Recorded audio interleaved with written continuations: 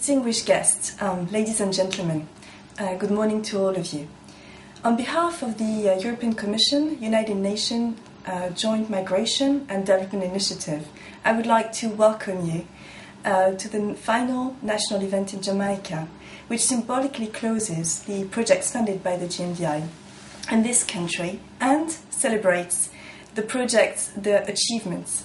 Each of the three Jamaican projects has managed to advance migration for development through innovative and efficient activities. The specific successes and challenges of these projects will be presented later on to you this morning.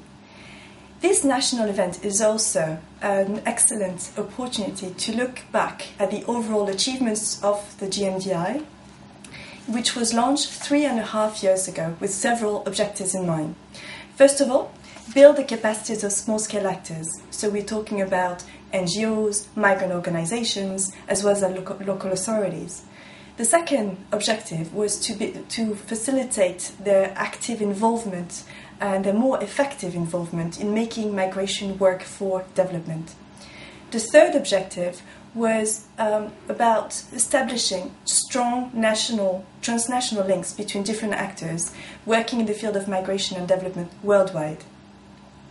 And the overall objective was really to capitalize on all of this in order to design policy recommendations for governments from both migrant sending and migrant receiving countries.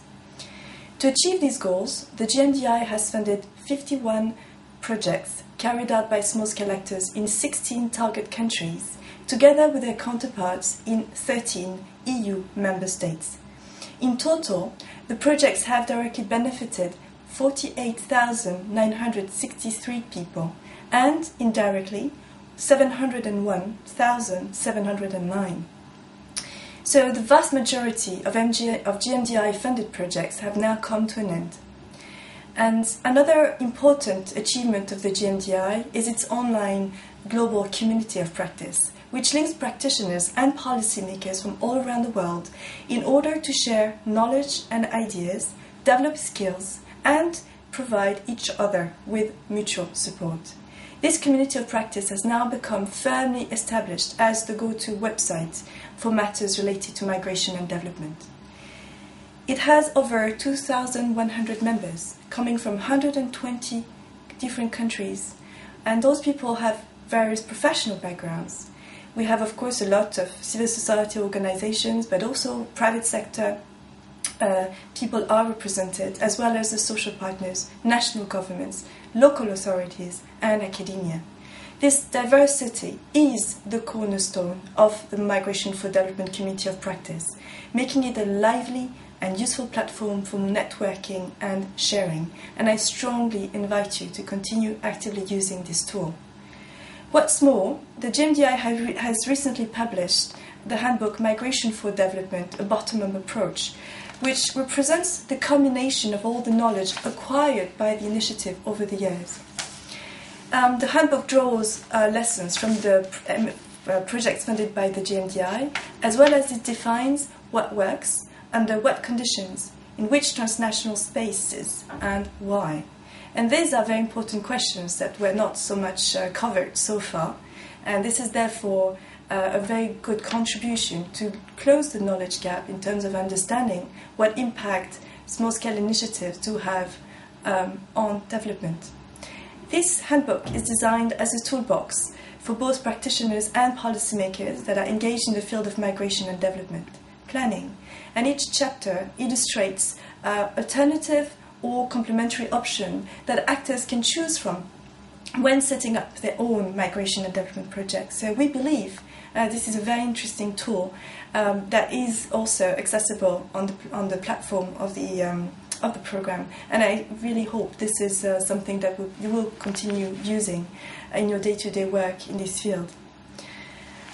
One of the most important findings of the features in the GMDI handbook is the importance of using a multi-stakeholder approach, as different stakeholders can provide complementary contributions and additional resources.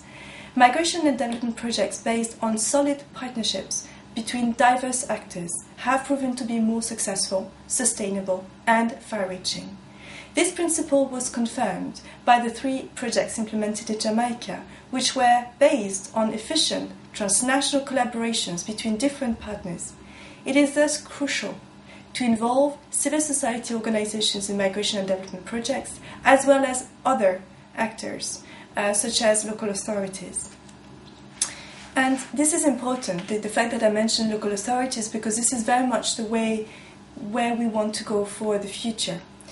Indeed, let's not forget that migration is mostly a local-to-local phenomenon.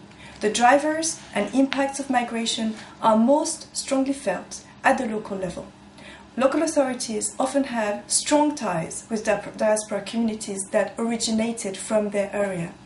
They often have jurisdiction on a number of migration-related policies, and they are at the front line of providing services to migrants and their families.